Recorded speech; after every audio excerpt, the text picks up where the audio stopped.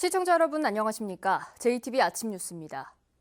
오늘 아침 최저기온은 전주 19.2도, 지난 16.1도로 어제와 비슷합니다. 아침까지 서해안을 중심으로 짙은 안개가 예상돼 운전에 주의가 필요합니다. 한낮 기온은 전주와 익산 29도 등 27도에서 29도로 어제와 비슷하거나 2도가량 낮겠습니다. 오후 한때 동부 내륙 지역에는 소나기가 내리겠습니다. 예상 강수량은 5에서 20mm입니다. 내일도 오후 한때 최대 20mm의 소나기가 내리겠고 모레는 장마 전선의 영향으로 오전부터 비가 오겠습니다. 정읍 무성서원이 유네스코 세계유산으로 등재됐습니다. 무성서원이 세계유산이 되면서 전북의 세계유산은 고창 고인돌과 익산 백제유적 등 3곳으로 늘었습니다. 송창용 기자입니다.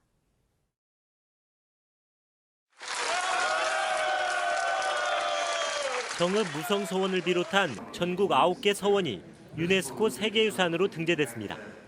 조선시대 핵심 이념인 성리학을 보급하고 구현한 장소로 높은 평가를 받았습니다. 전국의 9개 서원과 함께 우리 정읍의 무성서원이 등재가 확정됨을 전 국민과 그리고 특히 정읍 시민과 함께 진심으로 축하의 말씀을 드립니다. 전북 유일의 서원인 무성서원은 통일신라 말기 최치원 선생을 기리기 위해 태산사라는 사당을 세운 데서 비롯됐습니다. 이후 조선 숙종 때 무성이라고 사액을 받은 뒤 서원으로 개편돼 전북 사림활동의 거점이 됐습니다. 흥선대원군의 서원 철폐령 때도 서원은 역사적, 학문적 가치를 인정받아 헐리지 않았습니다. 무성서원 앞에선 주민들이 모인 가운데 한마당 잔치가 열렸습니다. 칠보와 정읍, 전북의 자랑에서 세계의 보물이 된 것을 축하했습니다. 저희한테는 항상 친근한 존재예요. 어렸을 때부터 글쓰기나 그림 대기 많은 행사를 여기도 했고, 근데 이번에 이렇게 저희 기대에 미처 이렇게 된 게 너무 매우 기쁩니다. 전라북도는 무성서원이 세계유산 이름에 따라 세계유산 협약과 운용 지침에 맞춰 유적의 보존과 관리 방안을 마련해 시행할 계획입니다. 또 향교와 서원의 활용 프로그램도 확대할 예정입니다. 서원은 유학을 근본으로 교육을 했던 곳이기 때문에 그 유학의 역사를 정립하는 앞으로 전북학 연구를 진행시킬 겁니다. 전라북도는 여세를 몰아 내년에는 고창 갯벌, 2021년에는 가야고분군을 세계유산으로 등재시킬 계획입니다. JTB 뉴스 송창용입니다. 수천억의 예산이 들어간 만경강과 동진강 하천 정비 사업이 마무리 단계에 들어서고 있습니다. 재해를 예방하고 친수 공간을 만들어 하천 이용을 활성화하기 위해 시작된 사업인데 관리는 제대로 되고 있을까요? 하원호 기자입니다. 만경강 둔치에 조성된 축구장입니다. 오랫동안 사용하지 않은 듯 잔디는 흔적도 없고 자풀만 무성합니다. 골대가 없다면 축구장인지 풀밭인지 분간하기 어려울 정도입니다. 산책로에 심어놓은 나무도 대부분 말라 죽었습니다. 그늘 한 점 없는 산책로에 이용객이 있을 리 없습니다. 하천의 생태적, 공간적 특성을 반영하지 않고 일반 공원을 만드는 것처럼 조경수를 식재하고 수변에 잘 살지 못하는 식물들을 식재를 함으로 인해서 이 공간이 생태적으로도 아주 황폐화됐고 사람들도 찾지 않는. 애써 만든 주차장에는 누군가 몰래 버린 소파와 생활 쓰레기가 한가득 쌓여 있습니다. 지난 2011년부터 시작된 만경강 하천 정비 사업에는 지금까지 모두 2,790억 원의 예산이 들어갔습니다. 2,690억 원이 투입되는 동진강 하천 정비 사업까지 포함하면 사업비만 5,400억 원에 이릅니다. 익산국토청은 정비 사업이 끝난 하천 구간의 관리를 해당 시군에 맡기고 있습니다. 하지만 만경강 유역만 해도 전주와 완주, 익산, 김제 등 5개 시군에 걸쳐 있는 데다 워낙 면적이 넓어 유지 관리가 쉽지 않습니다. 관리 방안이라든지 관광 유치라든지 이런 걸 하기 위해서 주변 관광을 어떻게 활성화시킬 건지 이런 연구 영역을 하나 발주하려고 지금 계획을 하고 있어요. 수천억 국가 예산이 들어간 만경강, 동진강 하천 정비 사업. 예산 낭비라는 지적을 받지 않으려면 지금이라도 체계적인 관리 대책을 마련해야 한다는 목소리가 높습니다. JTB 뉴스 하원호입니다. 시내버스는 시민들의 발이자 그 도시의 얼굴인데요. 전주 시내버스의 난폭 운전과 불친절이 심각한 수준이어서 시민 불편이 큽니다. 나금동 기자가 취재했습니다. 전주 시내버스를 직접 타봤습니다. 탑승한 승객들이 자리를 잡기도 전에 버스가 급출발하면서 짐을 든 할아버지가 넘어질 뻔합니다. 버스는 급출발과 급정거를 이어가고 승객들의 몸이 이리저리 쏠립니다. 급정거 해가지고 제가 머리를 부딪혔어요. 앞쪽에 그 철봉 거기에다. 근데 막 머리가 너무 아프더라고요. 병원 갔다 오셨으면 뭐 어떻게 하라고요? 이런 식으로 말하고. 이번엔 전주의 한 승강장. 승객이 있건 말건 빠른 속도로 내달리거나 승차를 거부해 버스를 타지 못하는 경우가 다반사입니다. 버스 하나는 그냥 지나가고 또 하나 이거 타려고 했더니 그냥 지나가고 세대째 지나간 거야. 이제 금방도 그냥 지나가 버리잖아요. 사람이 섰는데도. 버스 기사의 불친절한 언행도 승객들을 언짢게 합니다. 조금 뭐 어떻게 보면 막 반말로 막 거기 앉아요. 그렇게 어른들한테도 이제 그렇게 하고. 이제 뭐 물어보면 좀 거칠게 탁 쏴요. 거의 많이 짜증 나는 투로 얘기를 많이 하세요. 그럼. 올해 상반기 전주시 홈페이지에 올라온 난폭 운전과 승차 거부, 끼임 사고, 출발 시간 미준수 등 시내버스에 대한 민원만 90건이 넘습니다. 전주시 5개의 시내버스 회사가 받는 보조금만 한 해 330억 원이 넘는 상황. 승객이 얼마나 타는가와 상관없이 운행 횟수만 맞추면 보조금을 받을 수 있다 보니 버스 회사나 전주시 모두 서비스 관리엔 뒷전인 겁니다. 우리가 지금 바로 잡으려고 노력은 하는데 조금 이제 어려운 면이 있네요. 시내버스의 난폭 운전과 불친절 속에 시민들의 불편만 커지고 있습니다. JTB 뉴스 나금동입니다. 50인 미만의 이른바 비지정 약수터 수질 관리에 구멍이 뚫렸다는 보도 전해드렸었죠. 관련법에도 명확한 규정이 없어서 관리가 제대로 되지 않고 있습니다. 주희인 기자입니다. 전주의 한 약수터. 일부 주민들은 이물을 떠다 밥을 지어 먹기도 합니다. 먹기도 하고 떠가서 밥버리면 색깔이 달라. 좋아. 밥도 밥맛도 도만. 전주시는 정기적으로 수질 검사를 실시한다지만 검사 결과를 알리는 안내판은 없습니다.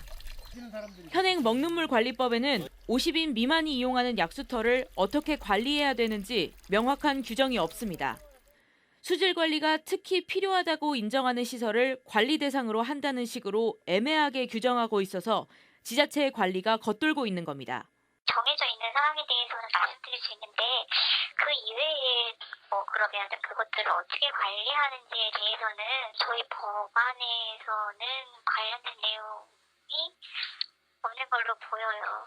자치단체장이 관리 의무를 가지지 않는 약수터라고 하더라도 실제로 주민들이 그 약수터를 이용한다는 것이죠. 그렇다고 한다면 건강과 안전을 위협하는 사각지대가 발생하는 것이고 그건 역시 마찬가지로 지방자치단체장이 시민들의 건강과 안전을 책임져야 할 의무가 있기 때문에 주민들의 건강과 직결된 문제인 만큼 지자체가 관련 조례를 제정해서라도 보완하는 노력이 필요합니다.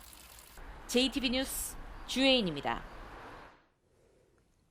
시원한 계곡과 짙은 녹음이 아름다운 강천산이 다음 달부터 야간에도 개방됩니다. 어둠이 내려앉은 숲길은 다채로운 빛으로 채웠습니다. 오정현 기자입니다. 고즈넉한 숲의 밤을 화려한 빛으로 수놓았습니다. 다음 달 야간 개장을 앞둔 강천산입니다. 강천산 입구부터 천우폭포까지 1.3km 구간 야간 산행을 밝혀줄 미디어쇼 단월야행은 조선 중기 고전소설 설공찬전 속 이야기를 빛과 영상으로 재현했습니다. 대풍과 함께 가격 폭락의 어려움을 겪고 있는 양파 농가를 돕기 위해 김재 씨가 나섰습니다. 김재 씨는 지역 음식점이나 식품 생산업체와 농가를 연결해 직거래 판로를 구축하는 등 양파 팔아주기 운동에 힘을 쏟고 있다고 밝혔습니다. 지역 사회단체, 음식점, 지역 농협 및 통합 마케팅 조직을 활용하여 양파 소비에 힘을 보태고 있습니다. 시민들께서도 몸에 좋은 양파 팔아주기 운동에 적극적인 동참을 당부드립니다. 남원시가 내년 준공을 앞두고 있는 남원 일반산업단지 산업시설 77만여 제곱미터 45필지를 분양하거나 임대합니다. 식료품과 비금속 광물 제품, 금속 가공 제조업 등 고용 창출 효과가 큰 고부가 가치 기업이 우선 유치 대상입니다. 적극적인 기업 유치와 다양한 지원 제도를 시행하여 조기 분양을 완료하고 지역 경제를 활성화시켜 나가겠습니다. 분양가는 전라북도 내 일반 산업단지 평균의 74.5% 선인 3.3제곱미터당 32만 5천 원으로 분양 공고는 오는 8일부터 한국산업단지공단과 남원시 홈페이지 등에 게재될 예정입니다. JTB 뉴스 오정현입니다. 국토교통부가 정읍과 임실, 고창을 지역 맞춤형 기반시설 지원 대상으로 선정했습니다. 국토부는 해당 시군에 20억 원씩을 지원할 계획이며 정읍에는 수변공원, 임실에는 영화관과 도서관, 고창엔 골목정원 등이 조성됩니다. 사업 기간은 내년부터 3년간입니다. 익산지방국토관리청이 사용하지 않은 도로변 국가 땅을 공개 입찰 방식으로 일반인에게 매각합니다. 전북의 매각 대상은 남원과 부안의 3필지입니다. 매각 부지의 위치와 면적 등 자세한 사항은 익산지방국토관리청 홈페이지에서 확인할 수 있습니다. 일부 장례식장과 대학의 음식점 위생관리가 미흡한 것으로 나타났습니다. 식품의약품안전처는 합동 점검을 통해 위생 기준을 어긴 도내 장례식장 1곳의 음식점과 대학 4곳의 식품 취급시설을 적발했습니다. 식약처는 해당 업소에 행정처분을 내리고 석 달 안에 개선 여부를 확인할 예정입니다. 전라북도가 지난 마이산 소원 빅축제와 임실 산타축제, 완주 윈터 페스티벌 등 5개 지역 축제를 겨울 대표 축제로 선정했습니다. 전라북도는 이들 축제를 홍보하기 위해 여행사를 대상으로 설명회를 열고 온라인과 오프라인의 홍보 활동을 강화해서 관광객 유치를 추진할 계획입니다.